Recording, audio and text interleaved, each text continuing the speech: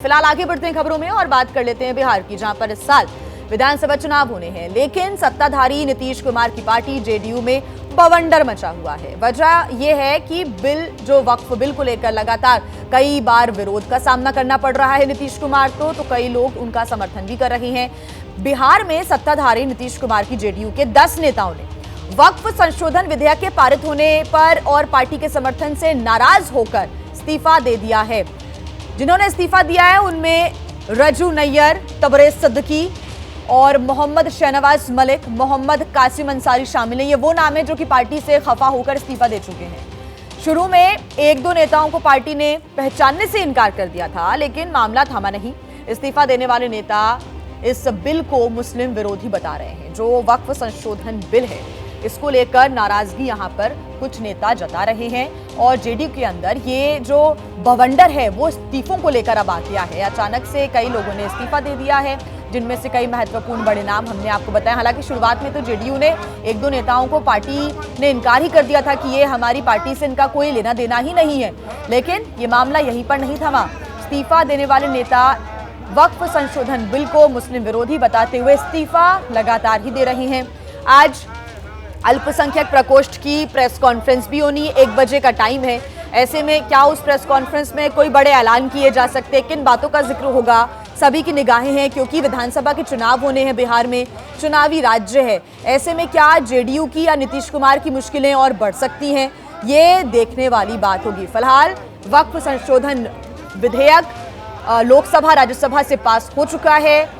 कानून बनने में कुछ ही दिनों का टाइम, क्योंकि जब राष्ट्रपति की मंजूरी मिलेगी तो ये कानून बन जाएगा। लेकिन इसके पहले विरोध का सामना भी यहां पर जेडीयू को करना पड़ रहा है। बिहार की अगर हम बात करें तो कौन कौन से वो नेता हैं जो कि इस्तीफा दे चुके हैं? फिरोज खान जिला सचिव, वहीं एम राजू नैयर पूर्व प्रदेश सचिव, इन्होंने जेडीयू को छोड़ दिया है।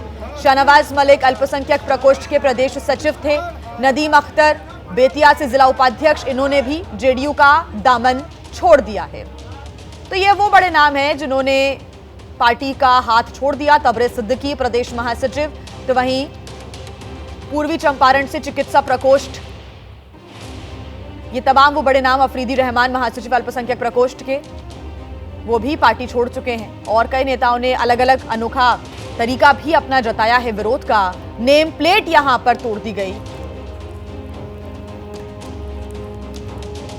अगर बिहार के करिश्माई मुख्यमंत्री नीतीश कुमार जी का साथ इस बिल के साथ है तो ये पारदर्शिता और निष्पक्षता की गारंटी है। ये गरीब मुसलमानों, पसमानदा मुसलमानों के लिए उम्मीद की एक किरण है और निसंदेह पार्टी इन भ्रांतियों के निराकरण के लिए लोगों के बीच जा रही है। लोगों को बताएगी कि जो लूट खसोट का एक अड्डा बन चुका था, जिसे लालू यादव ने, तेजस्वी यादव आज क्या बोलते हैं मैं नहीं जानता हूँ, लेकिन उनके पिता लालू प्रसाद जी 2010 में संसद में उन्होंने जो कुछ भी कहा लूट खसोट को लेकर, डाक बंगला की संपत्तियों को लेकर और वक्फ बोर्ड पर सीधे तौर पर उन्होंने जो निशाना साधा, क्या उनकी पार्टी आज लालू जी को नहीं मानती है? लालू जी के जो उस समय के जो बयान, जिस तरह से तल्खी भरे बयान थे, उसको वो नहीं मानते हैं। तो हमारा ये मानना है कि जो कमियां थी उनको सुधारा गया है। मुसलमानों को कतई भयभीत होने की जरूरत नहीं है। अब देखिए, वक्फ संशोधन बिल को लेकर जेडीयू में नाराजगी के बीच पार्टी के एमएलसी गुलाम गौस ने बिना नाम लिए वक्फ संशोधन बिल के समर्थन में वोट देने वाले अपने सांसदों और सीएम नीतीश कुमार पर निशाना साधा है। साथ ही उन्होंने केंद्र सरकार से इस बिल को वापस लेने की अपील भी की है। मैं इस बिल से संतुष्ट नहीं हूँ। मेरा कातिल ही मेरा मुंसिफ है, फैसला मेरे हक में क्या देगा? हमें उनसे है वफा की उम्मीद जो जानते नहीं वफा क्या है। जब से ये सरकार आई है केंद्र में, कभी बाबरी दादरी, कभी लौ जिहाद, कभी घर वापसी, कभी 3 तलाक, कभी एनआरसी, कभी सीए, कभी जो है 370, कभी मॉब लिंचिंग और अब जो है वक्फ, हम ही लोग दिखाई पड़ते हैं सुधार के लिए, और लोग नहीं है सुधार के लिए। आप ही के पार्टी के सांसद लोग केंद्र में समर्थन किए हैं। हुआ करे, हमारी अपनी आज़ादी तो है ना। गर्दन हमारे गर्दन पर छुरी चली तो हम नहीं बोलेंगे तो और कौन बोलेगा? अब क्या आप चाहते हैं? अब तो कानून बनने जा रहा है। नहीं, हम चाहते हैं कि अभी भी समय है। माननीय प्रधानमंत्री, भगवान ने उनको सुबुद्धि दिया अल्लाह ताला ने उनको सुबुद्धि दिया कि उन्होंने किसान विधेयक को वापस ले लिया था, लेकिन 700 लोग हताहत हो गए, मारे गए, उसमें हिंदू मुस्लिम सभी थे।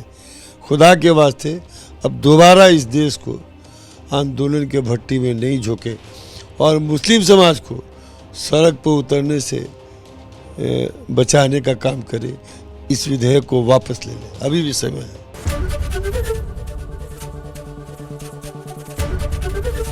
एबीपी गंगा, खबर आपकी, जुबान आपकी।